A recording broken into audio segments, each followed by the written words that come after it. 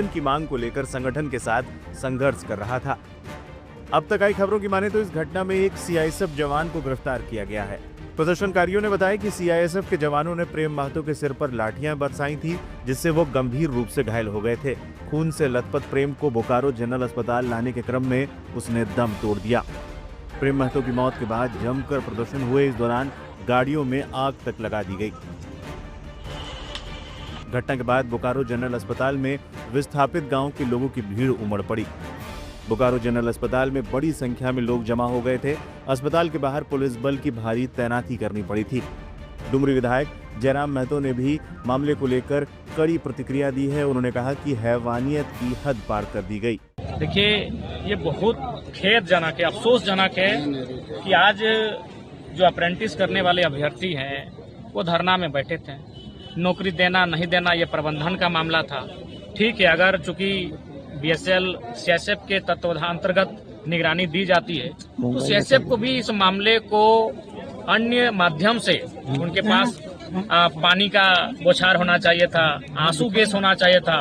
अभी ये तब होता है जब भीड़ बहुत ज्यादा हो, बहुत कम संख्या में आंदोलन हो रहा था। तो जो उन्होंने एक कृत्य किया है ये आपराधिक श्रेणी में आएगा। उन्होंने सुरक्षा कर्मी के तौर पर ये कृत्य नहीं किया है।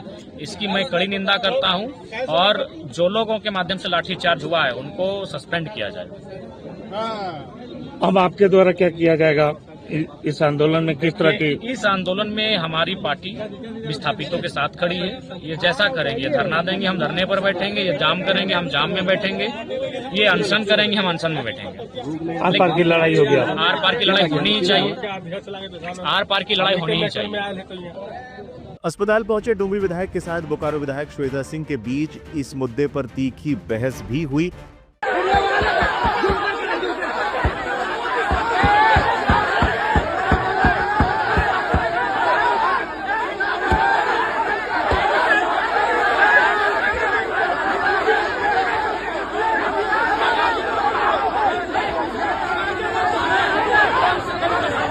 इस दौरान जयराम महतो की गाड़ी का नेम प्लेट तक उखाड़ दिया गया, जिसको लेकर जयराम समर्थकों में आक्रोश देखने को मिल रहा है। बोकारो इस्पात प्रबंधन ने मामले पर क्या कहा? मामले में बोकारो इस्पात प्रबंधन का कहना है कि आंदोलन के दौरान विस्थापित अप्रेंटिस संघ के सदस्य अचानक उग्र हो गए और बीएसएल प्रशासनिक भवन का गेट तोड़कर आगे बढ़ने का प्रयास करने लगे। इसी क्रम में उन्होंने पत्थरबाजी भी की। इसके जवाब में सीआईएसएफ की ओर से कार्रवाई की गई। सीआईएसएफ ने लाठीचार्ज कर दिया। इस दौरान आंदोलन कर रहे लोगों को दौड़ा दौड़ा कर पीटा गया। इसी क्रम में अप्रेंटिस संघ के कुल 8 सदस्य घायल हो गए, जिसमें प्रेम महतो की मौत हो गई। मामले को लेकर सीआईएसएफ के डीआईजी दिग्विजय कुमार सिंह ने भी बयान दिया है। हमारे लोग 2-3 राउंड जो है उनके जो भी प्रहार कर रहे थे उस पर उन्होंने रिएक्ट नहीं किया। फिर जब वो बैरिकेड को तोड़ करके बिल्कुल नज़दीक आकर के लाठी से मारने लगे, पत्थर फेंकने लगे और हमारे कई लोग इंजर्ड हो गए, तब जाके उनको हमने भगाने की कोशिश की। उस भगाने के क्रम में ही कुछ लोग गिरे हैं और जब सब लोग भागे तो उसी में एक और व्यक्ति गिरा हुआ था। तो हमारे जो लोग इंजर्ड हुए और जो वो बेचारे व्यक्ति गिरा हुआ था उसको भी उठा करके मानवीय संवेदना के तौर पर उनको हॉस्पिटल लेके जाया गया, जहाँ इलाज के दौरान उसकी पता चला कि मृत्यु हो गई। उसमें हमारे किसी भी जवान का या झारखंड आर्म पुलिस के भी जो लोग थे, किसी का भी कोई उसमें मारने पीटने या किसी भी तरह का कोई रोल नहीं। उनकी मौत कैसे हो गई? मौत मुझे संभवतः यही है कि वो आपस में ही जब वो लोग पत्थर फेंक रहे थे या कर रहे थे, भगदड़ सी इंटरनल मची थी, उसी में वो गिरा है और गिरा होगा। और ये जो फिर जब भाग रहे थे तो चूंकि वो गिर गया तो उसके ऊपर से 10-12 लोग जो है उसके ऊपर चढ़ के चले गए होंगे। चढ़ के चले हुए तो अनकॉन्शियस हुआ होगा या बहुत हालत ख़राब हुई होगी, वो तो छोड़ के भाग गए। हमने मानवीय संवेदना के आधार पर उसको हॉस्पिटल में लेके गए, जहां पर उसकी मृत्यु हुई। शुक्रवार को विरोध में बोकारो रहा बंद। बोकारो में गुरुवार को विस्थापित अप्रेंटिस संघ पर हुई लाठीचार्ज के बाद हुई मौत पर बवाल बढ़ गया, जिसके बाद आजसू और झारखंड लोकतांत्रिक क्रांतिकारी मोर्चा ने बोकारो बंद बुलाया था।